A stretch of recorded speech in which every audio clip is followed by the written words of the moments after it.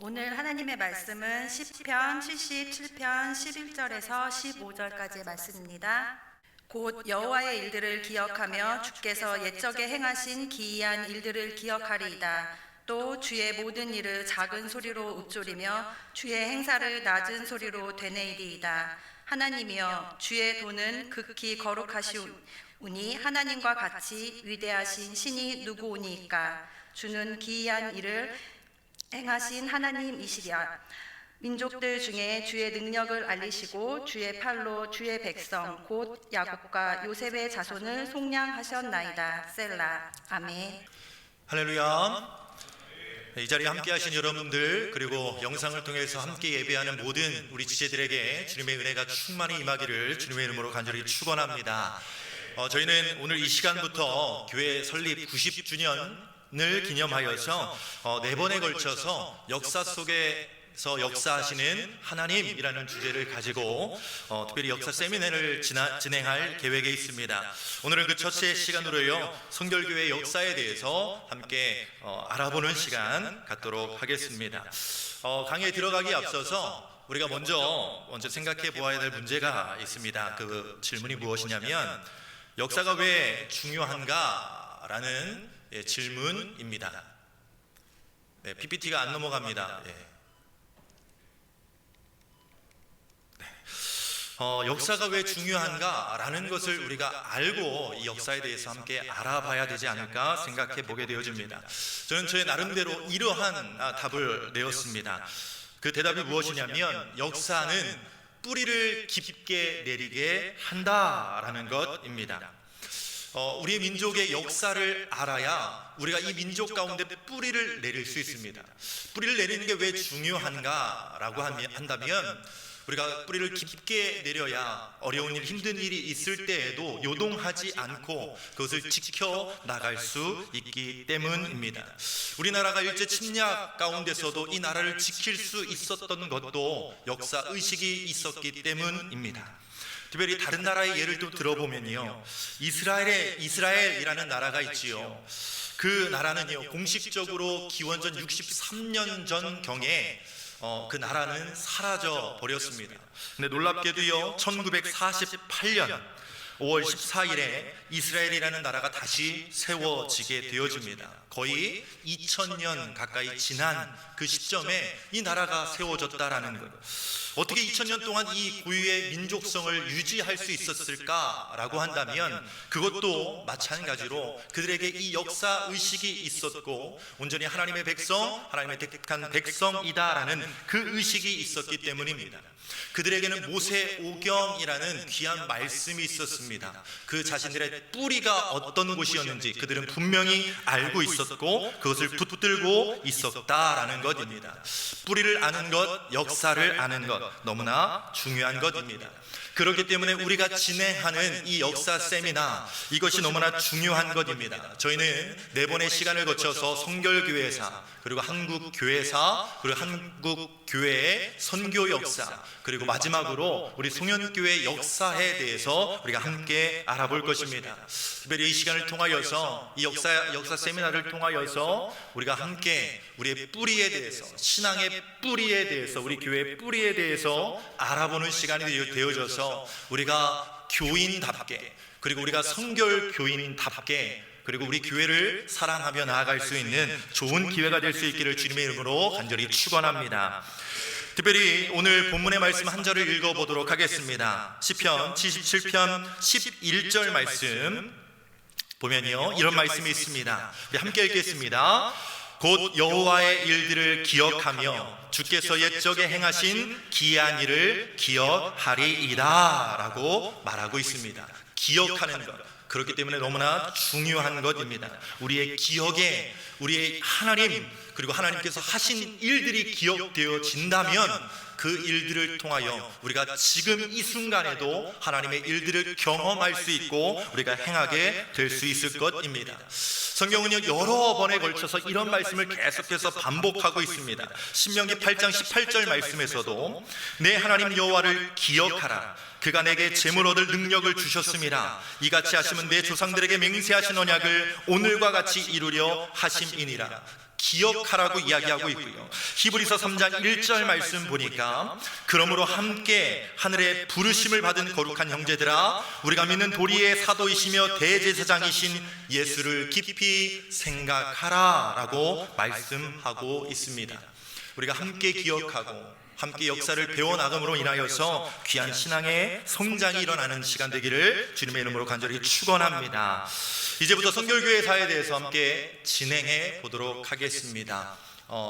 코로나 바이러스로 인하여서 이렇게 많은 사람이 함께하지 못했지만 더 많은 사람이 영상을 통해서 보고 있다라고 생각하면서요, 우리 성결교회가 얼마나 정말 위대한 교단인지, 그리고 이곳에서 함께 신앙생활하는 것이 얼마나 감사한 일인지를 이 시간을 통해서 깨닫기를 간절히 소망합니다.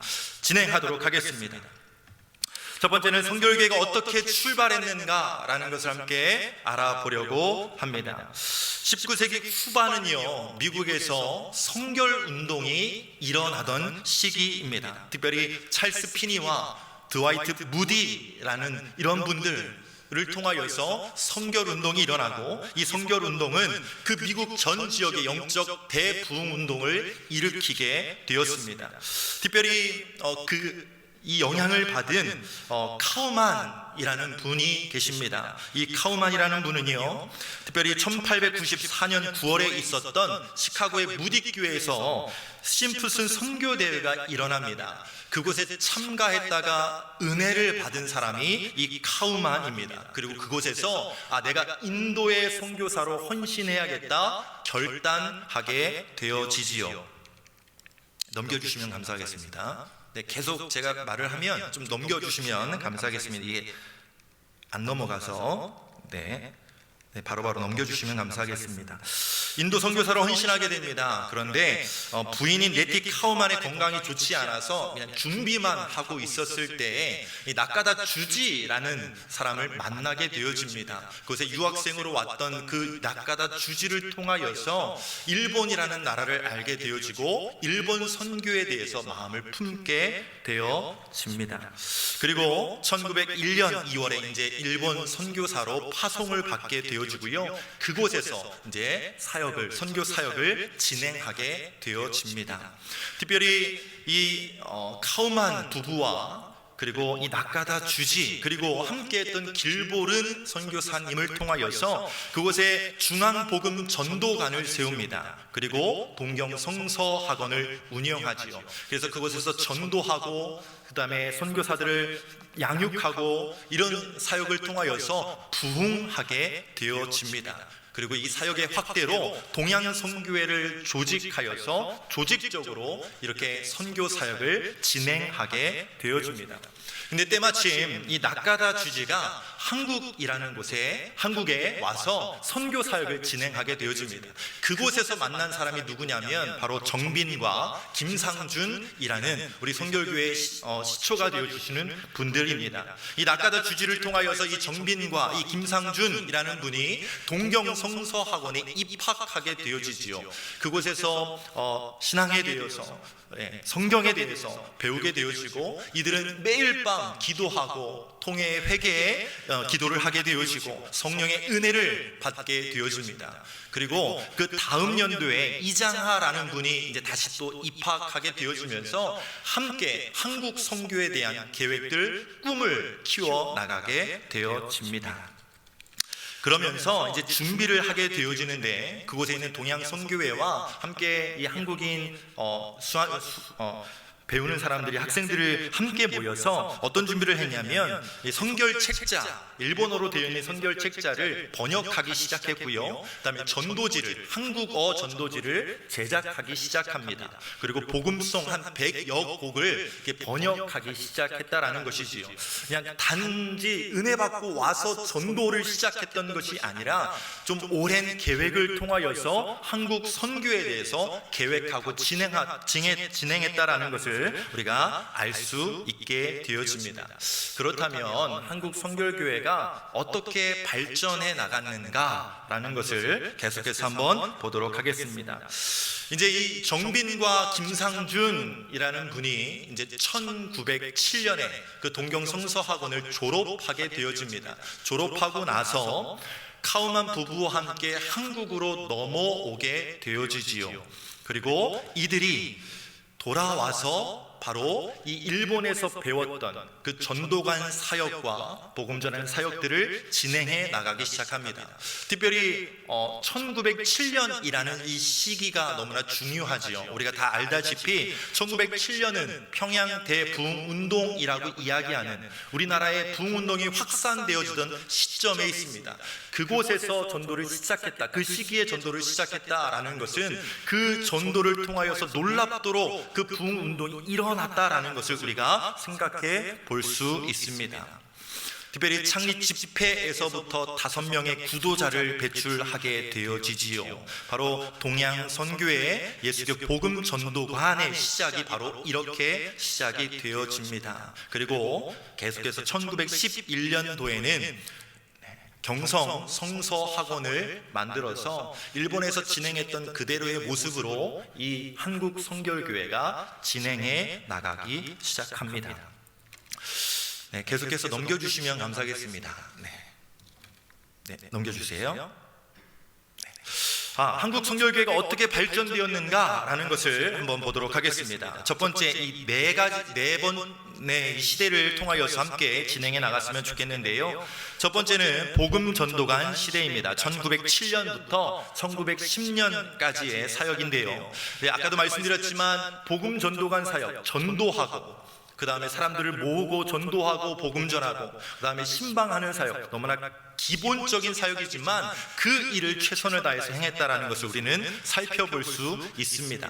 처음에 이 정빈과 김상준이 이 한국으로 넘어와서 영곡이라는 곳, 지금으로는 종로 1가인 곳에 동양선교회 예수교, 야수교 복음 전도관을 세우게 되어집니다. 그리고 복음을 전하기 시작하지요.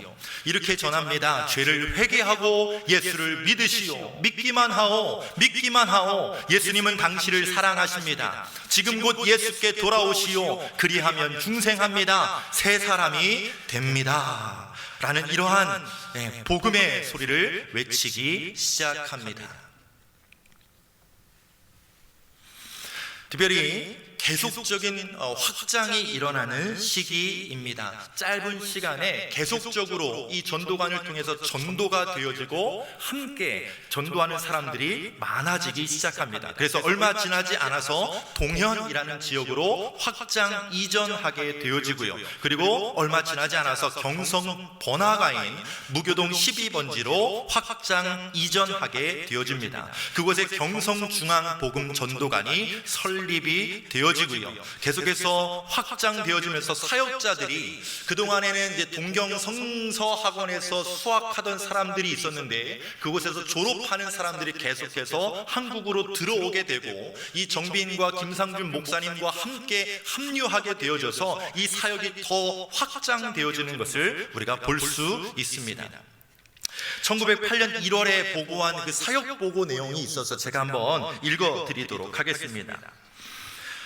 우리는 지난달에 풍성한 주의 축복을 받았다. 우리는 7번의 야외 집회와 성경 공부, 5번의 부흥회와 3번의 주일 학교를 열었다. 기독교인 집회는 12번을, 기도회는 4번을 개최하였다.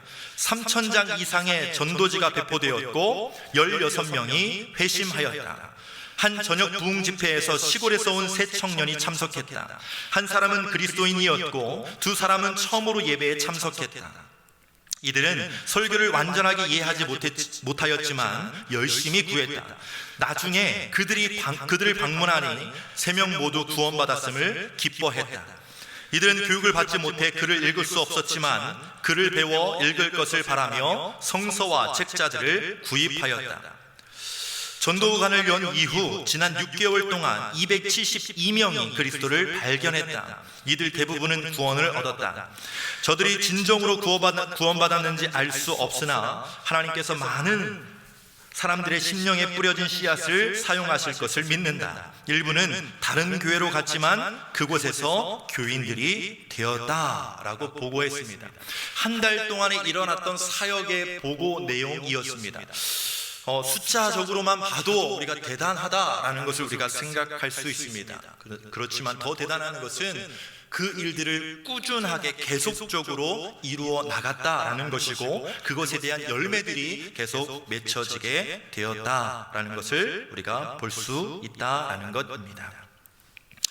자, 이 사역들이 계속해서 진행되어지면서 이제는 동양선교의 복음 전도관 시대가 열리게 되어집니다. 특별히 1910년부터 1921년까지의 사역이 진행되는데요. 아까도 말씀드렸지만 동경성서학원 졸업생들을 통해서 사역이 확대되어지고 확장되어지게 됩니다. 한국의 신학교와 성서학원을 세우는 선교 전략을 세우게 되고요. 아까도 말씀드렸지만 1911년 3월 13일에 경성성서학원을 개원하게 되어집니다. 외국인 선교사였던 토마스 목사님이 원장으로, 그리고 정빈 목사님이 교수로, 그리고 통역은 이장하 목사님께서 진행해서 그곳에서 많은 이제 신학생들을 배출하게 되어집니다. 그러면서 이 경성성서학원이요, 죽첨정 3정목 35번지 충정로 3가 지금으로 보면 이곳으로 이전 설립을 하게 되어집니다. 1912년 6월에 봉헌식이 거행되었고요, 1920년까지 남자 43명, 여자 19명의 졸업생이 배출됩니다. 그리고 이것이 초기 선결교회의 발전에 크게 공헌하게 되어지지요. 우리가 알다시피 우리가 아현 선결교회가 있는 그 지역에 우리 서울신학대학교의 전신인 이 경성성서학원이 있었다라는 것 우리가 한번 기억해 두면 좋을 것 같습니다. 신학교에서 신학생들을 배출함으로 인하여서, 특별히 나중에도 이야기하겠지만 우리 선결교회의 전도 그리고 선교 원칙은 항상 직접 전도였습니다. 이 신학생들이 배출되는 것이 끝이 아니라 단순히 그냥 목회 사역을 하려고 배출되는 것이 아니라 이들이 전도자가 되어지는 것이 가장 큰 핵심입니다. 특별히 선교사와 그리고 이 신학생들이 함께 한 조를 이루어서 직접 전도에 나가서 복음을 전하였다라는 것이죠. 그러한 열심과 열정을 통하여서 사람들이 변화되어지고 복음을 받아들여지게 되었다라는 것을 우리가 생각해 볼 수 있습니다. 세 번째는 조선 야소교 동양선교회 선결교회 시대입니다. 특별히 이게 시간이 지나면서 이제 모여드는 사람들, 신자들이 많아지기 시작했지요. 그러면서 또 한편으로는 이런 오해를 받게 되어집니다. 어떤 오해냐면, 특별히 이전에는 교회라는 단어를 쓰지 않았거든요. 복음 전도관이라는 단어를 씁니다. 그래서 사람들이 이야기하는 것 생소하거든요. 그래서 이것이 이단 아니냐, 잘못된 거 아니냐, 여기 가면 안 되는 것 아니냐라는 그러한 오해를 받기 시작합니다. 이러한 것들 때문에 성도들이 확장되어지고 여러 사람들의 의견에 따라서 명칭이 변경되어집니다. 조선 야소교, 동양선교회, 선결교회. 그러니까 선결교회라는 이름이 이 1921년에 처음으로 쓰여지게 되어지고요. 계속적으로 1922년 11월 25일에는 교단 기관지인 활천이 개관되어집니다.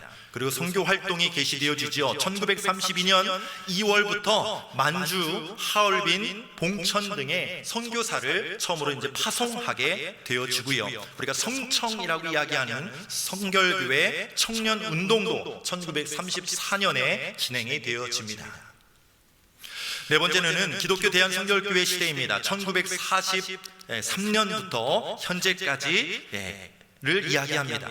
1945년도 이제 해방된 그 시기에 이제 재흥 예배를 드려지게 됩니다. 다시 아실지 모르겠는데 1943년도에 일본에 의해서 우리 교회가 폐교가 되어지죠. 교단이 폐교가 되어집니다. 그러다가 이제 해방된 이후에 다시 이제 시작한다라는 의미로 재흥 예배를 드리게 되어지고 300여 명의 성도가 참여하게 되어집니다. 그리고 1945년 11월 9일 경성신학교 강단에서 기독교 조선 성결교회 재흥총회가 처음으로 열리게 되어지고, 이때 재흥선언문을 낭독하고 재흥 성결교회 7개 강령을 발표하고요, 새 임원을 선출하고 안건과 교단 명칭, 안건을 통하여서 교단 명칭이 변경되어지고 신학교가 다시 개교되어지고 활천 복간되어지고 부흥 대책을 마련하기 시작했습니다. 이러한 발전 과정이 계속되어집니다. 오늘날까지 이렇게 진행되어지는 것을 볼 수 있습니다. 1949년에 이제 국호가 대한민국으로 변경되어지거든요. 이때 이제 지금까지 사용하고 있는 기독교 대한성결교회라는 이름이 생겨나기 시작합니다. 초기 선결교회의 우리 선교 정책에 대해서 한번 살펴보는 시간을 갖도록 하겠습니다. 특별히 초기 선결교회의 선교 정책 가운데 가장 중요하게 생각했던 것이 로마서 15장 18절부터 20절까지의 말씀입니다. 함께 한번 읽어보도록 하겠습니다. 우리 18절부터 20절까지 같이 한번 읽겠습니다. 시작. 그리스도께서 이방인들을 순종하게 하기 위하여 나를 통하여 역사하신 것 외에는 내가 감히 말하지 아니하노라. 그 일은 말과 행위로 표적과 기사의 능력으로 성령의 능력으로 이루어졌으며, 그리하여 내가 예루살렘으로 또 두루 행하여 일루리곤까지 그리스도의 복음을 편만하게 전하였노라. 20절 다음 절이 있습니다. 또 내가 그리스도의 이름을 부르는 곳에는 복음을 전하지 않기를 힘썼노니 이는 남의 터 위에 건축하지 아니하려 함이라. 아멘. 앞절 다시 한번 보겠습니다. 우리 18절 말씀에 보면 나를 통하여 역사하신 것 외에는 내가 감히 말하지 아니하노라. 그러니까 사설을 이야기하는 것이 아니라 성경에서 이야기한 복음만을 전하겠다라는 것이 선교 정책의 첫 번째 원리였고요. 두 번째는 하나님께서 가라 하신 곳에는 어디든지 언제든지 내가 나아가겠다라는 것이 두 번째였고요. 세 번째는 이미 다른 교단, 다른 사역자들을 통하여서 전도된 곳에 들어가는 것이 아니라 남들이 가기 꺼려하는 것, 가지 않는 곳에 내가 가겠다라는 것이 세 번째 선교 정책이었습니다. 이 세 가지를 좀 기억했으면 좋겠습니다. 이것이 선교교단의 아주 특별한 특색이기도 하고요, 중요한 요점이라고 말씀드릴 수 있습니다. 넘기겠습니다.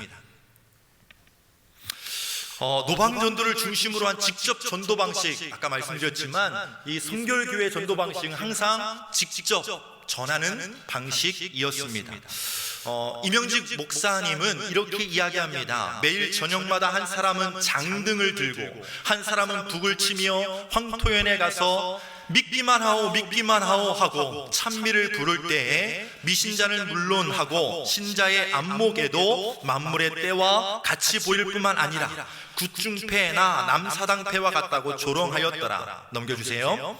그러나 김정량이는 어떠한 방법이든지 영혼을 구원하면은 개가죽이라도 무릅쓸 경우에는 그것을 사양하지 아니하겠다는 주의로 오직 충성을 다하여 역사하는 중에 하나님께서 권능으로 함께 하셨더라. 그때 어떠한 사람은 그러한 방법은 시대가 지나갔다 또는 천루하다고 비평하였으나 이와 같이 길가에서 전도함으로 말미암아 구원을 받은 영혼이 경한간에 그 수요가 실로 적지 아니하니라 라고 이야기했다라는 것입니다.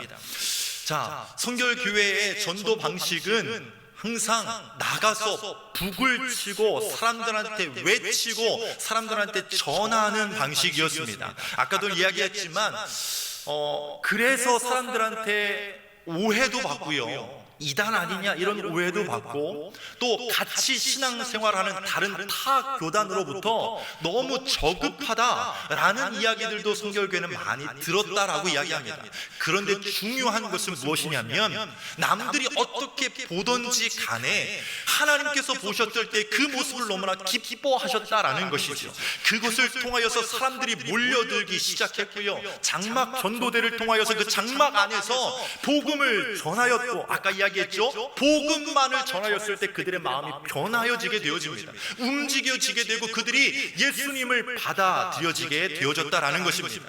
마지막에 이렇게 이야기합니다. 경향간에 그 수요가 실로 적지 아니하니라. 너무나 저급하다라고 이야기할 수 있지만 하나님께서 말씀하신 방법이죠. 성경에 나오는 방법 그대로였습니다. 신학을 가르치는 사람들, 또 선교하러 온 사람들, 그 사람들과 또 신학을 배우는 신학생들이 그냥 공부만 하는 것이 아니라 실제적으로 나가서 복음을 전하는 전도자가 되어졌다라는 거예요. 그들이 받았던 그 은혜, 그들이 느꼈던 성령의 역사를 그대로 전하여서 그것을 사람들에게 그대로 알리니까 그 영향력들이 너무나 컸다라는 것을 우리에게 말해주고 있는 부분이다라는 것입니다.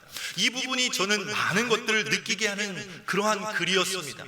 내가 과연 많은 것들, 많은 사역들을 한다라고 이야기하지만 실로 중요한 것이 무엇일까? 라고 이야기했을 때 복음 전하는 사역, 예수님께서 이 땅 가운데 오셔서 그 공생의 사역을 진행하는 가운데 가장 중요하게 여긴 게 무엇인가? 바로 영혼 사랑하는 마음 아니었겠습니까?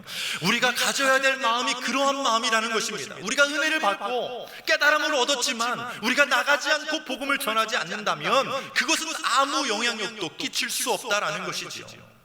그렇지만 초기 성결교회 믿음의 사람들은요 그렇지 않았다라는 것입니다.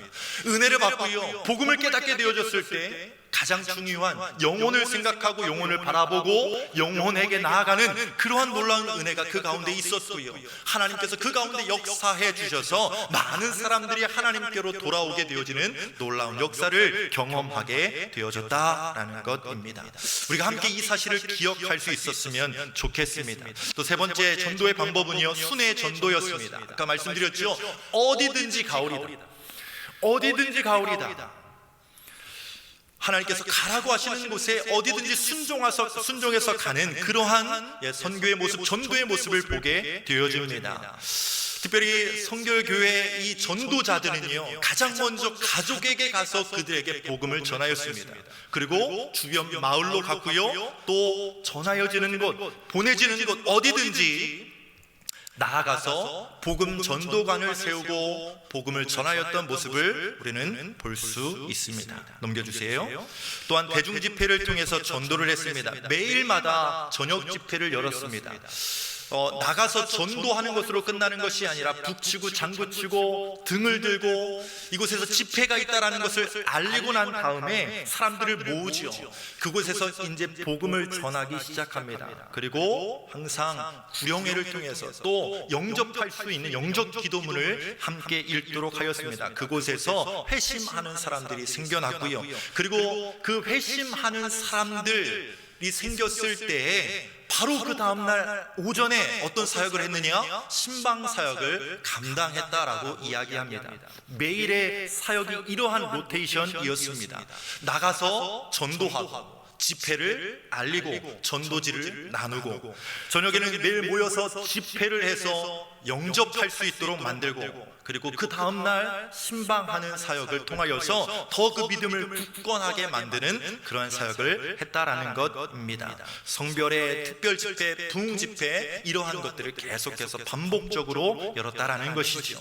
근데요 직접 전도만 했느냐? 그렇지만은 않습니다. 간접 전도도 이루어졌습니다. 복음가를 출판했습니다. 같이 찬양할 수 있도록 효율적인 전도를 위해서 복음가를 출판했고요, 그 다음에 성경을 간행했는데 특별히 부표와 간주가 붙은 한국 최초의 성경을 만들어냈다라고 이야기합니다.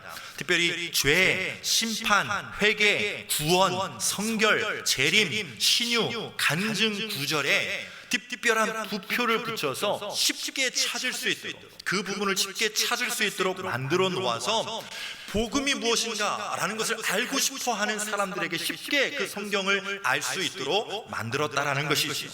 여기서도 볼 수 있는 것이 무엇이냐면 복음 중심, 전도 중심, 영혼 중심이었다라는 것을 우리는 생각해 볼 수 있습니다. 넘겨주세요.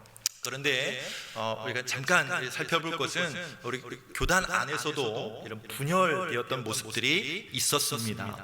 1차적으로는 1935년도에 1차로 분열이 되어집니다.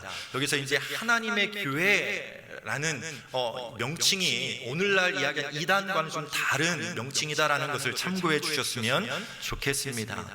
특별히 감독제를 주장하는 기성 세력과 의회제를 추구하는 지방 출신 교육者간의 의견 차이가 있어서 그 당시에 200여 교회가 있었는데 그때 당시 12개 교회가 나가서 탈퇴를 하고 하나님의 교회라는 명칭으로 교단을 새로 세우게 되어지죠. 근데 두 번째로는요, 1948년 4월에 이제 해방 이후에 이제 새롭게 시작하는 단계에서 성결교회를 탈퇴한 교회가 생겨나기 시작합니다. 근데 이 교회가 1차로 분열했던 하나님의 교회와 한번 연합하고요, 그리고 미국 나사렛 교회와 연합하여서 나사렛 성결교회를 세우게 되어집니다. 세 번째로는 기독교 대한성결교회와 예수교 대한성결교회가 나눠지게 되어집니다. 신사참배 관련해서 인사 문제가 생겨났고 신학사상의 문제, 그리고 기독교 연합회와 복음 동지의 가임 문제 등의 의견 차이로 분열되게 되어지지요. 좀 안타까운 모습일 수 있습니다. 그런데 지금까지 계속해서 이 기독교 대한성결교회와 예수교 대한성결교회가 계속해서 연합하려고 하는 움직임이 있다라는 것은 우리가 알고 있었으면 좋겠습니다. 성결교회 안에서는요, 많은 순환사가 있습니다. 특별히 우리 성결교회 상징이 가시밭의 백합화라는 것을 여러분 알고 있을 거라고 생각이 되어집니다. 화면에 보면 이 상징이 이 가시밭의 백합화가 있는데요, 다른 교회보다 더 많은 순환의 역사 속에 그리스도의 향기를 날렸다라는 의미의 이 상징되어지는 우리 성결교단의 마크입니다. 로고입니다. 특별히 1931년 만주사변 이후에 일제 기독교 박해가 노골화되어집니다. 그러면서 이제 교단 기관지였던 활천이 폐간되어지게 되어지고요. 그리고 이 전체 교회에 해당되는 건데, 일본의 천조 대신을 하나님으로 여겨라, 일본 천황을 예수님으로 숭배해라 라는 이런 강요가 심해지는 시기였습니다. 특별히 성결교회가 특별히 모진 박해를 받은 이유가 무엇이냐면 이 사중복음 때문이었는데, 이 사중복음 중에서도 이 재림 사상이 일본인들에게 이렇게 환영받지 못했습니다. 이 신앙의 영향 때문인데요, 다들 아시겠지만 재림 신앙은 예수 그리스도께서 정해진 때가, 하나님의 때가 되었을 때 심판주로 다시 오신다라는 신앙이 이 재림 신앙입니다. 하나님의 때가 분명히 있다라는 것이지요. 근데 일본인들은 이것들을 이야기할 때 이미 예수님이신 천황이 있는데 무슨 다시 오냐라는 것이 첫 번째 걸렸었고요, 심판이라는 것 때문에 더 많은 박해가 성결교단 안에 있었다라는 것입니다. 그리고 이제 본격적으로 이제 탄압이 되어지지요. 이제 1943년 이후로 이제 일본이 이 패전국이 되는 그 시점까지가 가장 박해가 심했던 시기입니다.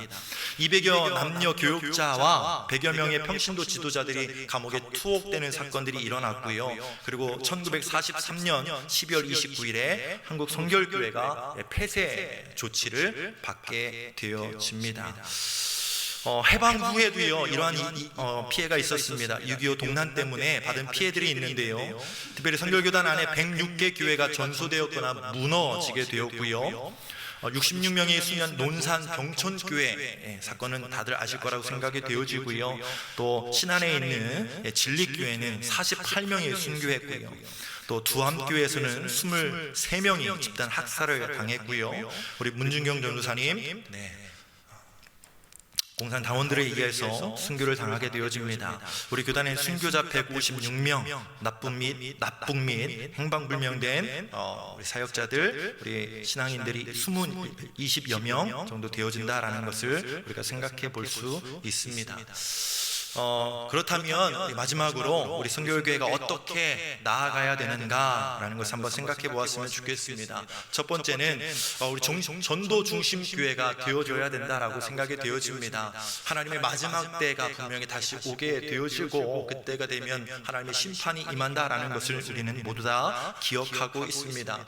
한 영혼이 천하보다 귀하다고 우리에게 말씀해 주셨는데, 그 영혼 사랑하는 마음을 가지고 특별히 전도에 열심을 힘을 내는 우리 성결교회가 되어줘야 됩니다.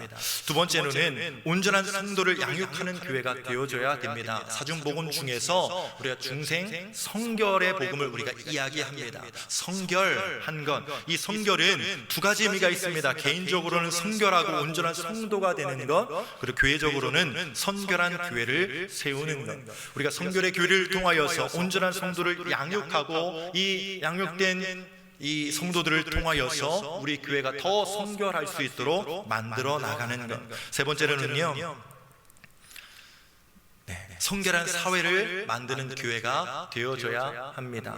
우리 교회 안에서만 함께 신앙생활하는 것으로 끝나는 그러한 교회가 아니라 밖에 세상에 영향력을 끼칠 수 있는 그러한 교회가 되어줘야 합니다. 특별히 한국 성결교회에서는요, 이 부흥 집회들을 통하여서 그 당시에 초기 성결교회 그 당시에 축첩 제도가 있었는데 이런 것들을 철폐하도록, 또 부정한 뇌물을 근절할 수 있도록 금주 금연 운동을 했고요.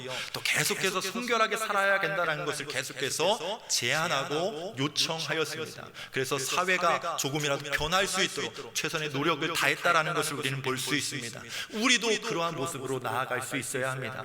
이 땅이, 이곳이 온전한 모습이 되지 않는 모습들이 있다면 우리가 이 성결 교인들이 나아가서 그 사회를 변화시키는 선한 영향력을 끼칠 수 있는 우리가 되어줘야 된다라고 생각합니다. 특별히 신종 코로나 바이러스로 인하여서 생각지도 못하는 영상 설교를 하다 보니까 긴장이 더 되는 것 같습니다. 좀 분량이 길어서 좀 빨리빨리 진행을 해서 잘 이해가 되지 않는 부분이 있을지 모르겠는데요.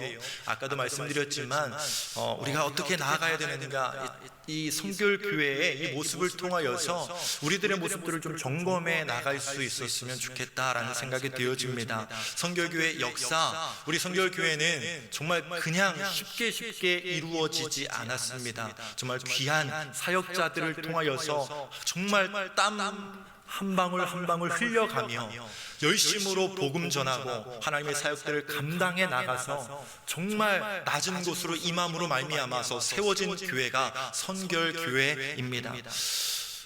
높은 곳으로, 남들이 알아주는 곳으로 가는 것 참 쉬울 수 있습니다. 하지만 보이지 않는 곳으로, 낮은 곳으로, 남들이 하기 싫어하는 일들, 남들이 하지 못하는 일들을 감당해 나가는 것 정말 어려운 일입니다. 알아주지 않아도, 누군가가 바라보지 않아도 하나님께서 기뻐하시는 일, 하나님께서 바라시는 일, 그 일에 우리가 먼저 손들고 나아갈 수 있는 우리가 되어질 수 있기를 간절히 소망합니다. 기도하겠습니다.